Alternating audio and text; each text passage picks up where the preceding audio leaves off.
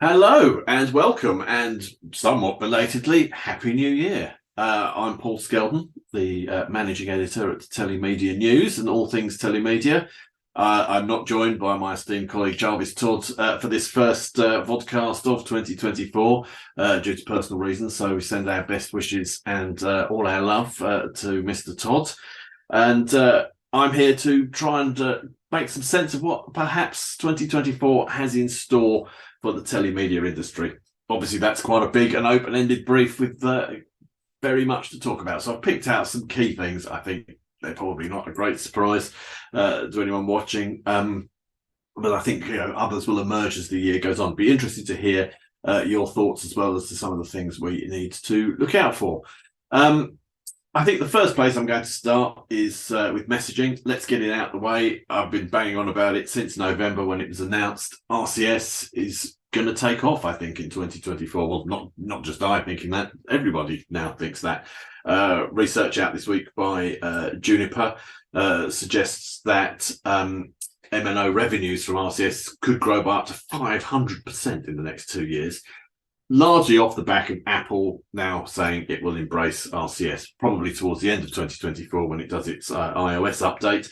But nonetheless, I think growth is predicted to be super rapid around RCS, and that has ramifications for the whole rich business messaging environment. I think it obviously is going to see RCS play a much bigger role within that. I think we're going to see more businesses using RCS, but I think it's also going to give impetus to rich business messaging generally, which I think also then has a sort of knock-on effect into OTT messaging.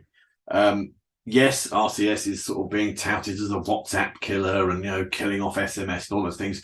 None of that's going to happen, not immediately anyway. I mean, it's just going to become another messaging tool. I think, as I wrote in my opening editorial for our newsletter last week, I think we're moving more towards a sort of agnostic approach to the sort of messaging channels amongst the consumers. They're not going to necessarily care where it's coming from. There's an interesting app that's available for PCs and Mac desktop called Texts, which agglomerates messaging. So it does iMessage, it does SMS, it does LinkedIn, it does WhatsApp, it does them all in one place.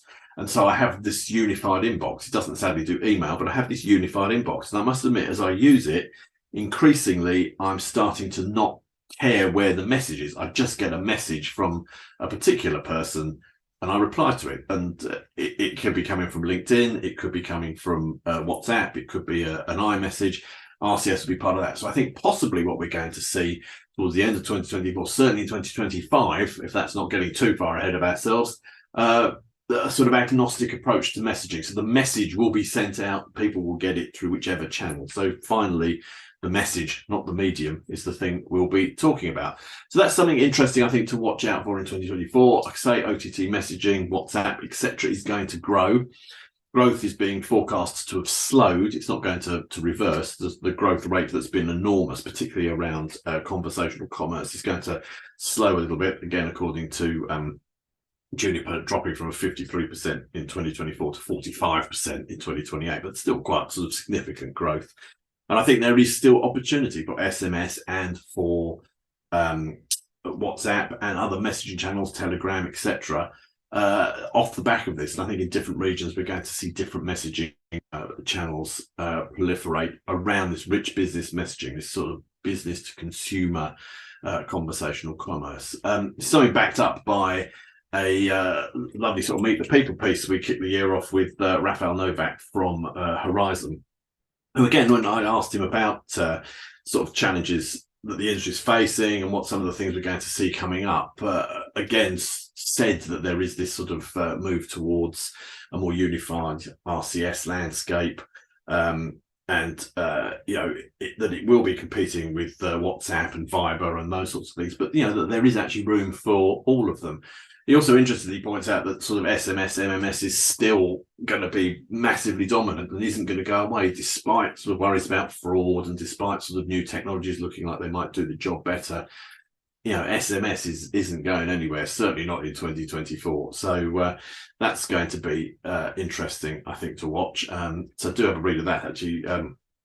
Raphael makes some really good sort of points about the sort of current and future role of messaging, and particularly where it ties in with conversational commerce and where CPaaS fits in, and how sort of XXPaaS, so all sorts of platforms as a service, tie into that, payments and the rest of it. So it's some interesting things there with messaging, gluing them together.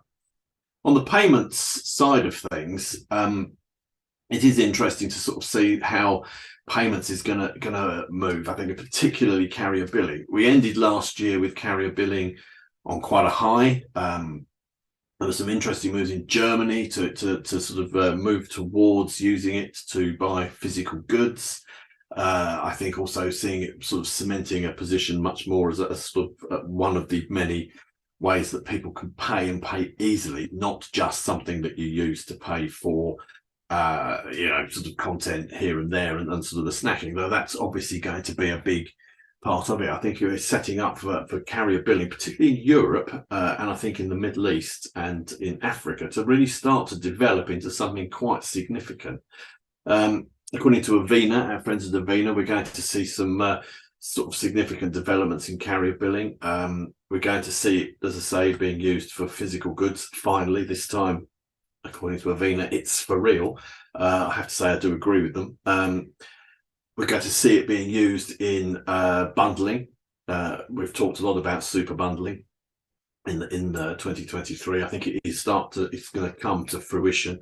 We're going to see a lot more of it for sort of the snacking or bits of content. I think it's going to reshape perhaps how some content is accessed. We might see the ability to use carrier billing for one-off payments or for subscriptions to cut down versions of bigger subscription services, so sports events, concerts, that kind of thing. And we're also going to see sort of a growing use of AI in particular to tackle the security issues that still linger around carrier billing. And obviously there's AI being used to create frauds. Well, I think AI is particularly useful and has proved already in 2023, particularly useful in sort of combating sort of fraudulent behaviour around not just carrier billing, but also SMS. And I think we're going to see a lot more of that happening. I mean, obviously, as you start to build better sort of cyber security, you see the cyber criminals enhance what they do. So it's, the cat and mouse battle will continue. But I think we've made some great strides in 2023, and we're going to see a lot more happening in that. There's a lot we've done, particularly at the end of last year, around where carrier billing and payments goes. I think it's going to get to have a brand name. It's going to be something that we're going to see, more businesses start to use in more innovative ways. I think it's going to be an interesting thing to talk about at our upcoming Telemedia 8.1 event, which is taking place in Barcelona around Mobile World Congress. I think there's going to be a lot of talk about where we take this, because a lot of this stuff was announced around World Telemedia in Marbella in October. I think sort of by the time we hit late February, we've had several months of developments in this, and I think it's it's an exciting time. We're going to see a lot more around that. So one of the areas that Avena have predicted is going to be big for billing and payments is the Middle East and Africa, MENA, the Middle East and North Africa region. It's being used widely there already. It looks like it's going to get a much bigger boost in its use. The Avena index in 2023 that we covered back in probably about April shows just how sort of pushed this is being in countries like Morocco and South Africa and elsewhere in the MENA region, and how it is starting to really become the de facto billing method. I think we're going to see a lot more of that. And I think that, interestingly, the whole MENA region is starting to become something that's really interesting to watch. We've covered it a lot in 2022 and 2023 as it started to take off. But I think the Middle East and North Africa really came into its own as a content consuming region in 2023. And I think we're going to see that accelerate and grow and develop much more richly in 2024. We're going to see a lot of opportunity in that region. Interestingly, this week, I covered a story from Telecom Egypt and Zain Oman Tel from Oman, who are building a rich media and content corridor across the Mediterranean and into the Red Sea and around the Arabian Peninsula. It's basically a subsea sort of multi-fiber, high bandwidth subsea cabling. But their view is to set up this sort of corridor of rich content and telecom services across that region, linking the sort of Mediterranean European region with the Middle East and North Africa, and then out into the wider world. There's an interesting map in amongst the story where you can see where their subsea cabling actually goes. But the idea is that this region really is starting to become a place where rich media content is key and king, and there are millions and millions of users out there wanting to stream short, high quality content, and they want to pay for it. And I think this cements the idea that we're becoming a sort of MENA orientated growth area currently, which is going to drive carrier billing in the region. It's going to drive content development services, which I think is something, again, we're going to see a lot more of at our events this year and through the news that we cover through the year. I think because this sort of thing is just growing and growing. It's a real growth area. Interestingly, getting back to the DCB, I think we're going to see a lot in Europe, because I think that's suddenly taken a step in a different direction. So I think it's going to be a year for carrier billing in these two regions for two different reasons. And I think we're going to see a lot of work on content and some innovative content models from the MENA region, which might well feed back into the rest of the world as to how people do things. So some interesting stuff to talk about there. I think on the network front, we're going to see a lot more 5G. Obviously, that's what makes a lot of this sort of stuff fly.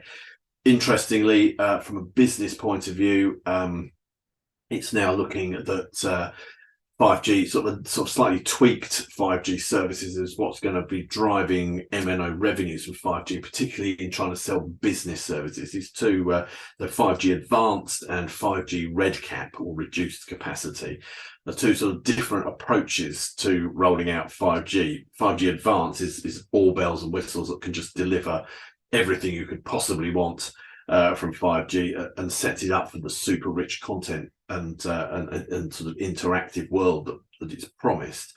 Meanwhile, 5G reduced capacity is sort of tweaked downwards so that it offers sort of high speed network capacity, ideal for businesses, particularly who aren't trying to necessarily sort of share super rich content and immersive experiences with each other, but do need sort of good mobile sort of video conferencing and those sorts of things.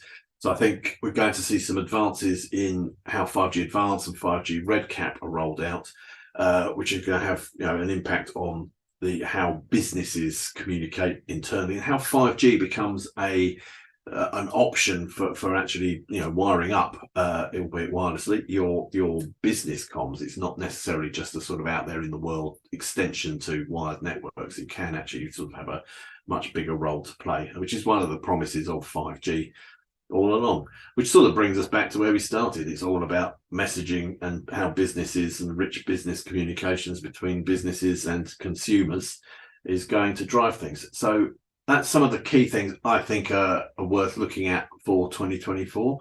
Undoubtedly, there'll be many others. I think we're going to see all sorts of different sort of developments around content services. I think we're going to see some innovation in what kind of ways content is sliced and diced and sold and marketed. But as I say, it'd be interesting to hear from you guys what you think is going to be the up and coming stuff in the year ahead and beyond. And let's see together where this goes. So that's a whistle stop to a little bit of a prediction for 2024. Hope you enjoyed it. Share your thoughts in the comments below, and we look forward to hearing from you and seeing you out there at all the many lovely events that are coming up in the year ahead. Thank you, and speak to you soon.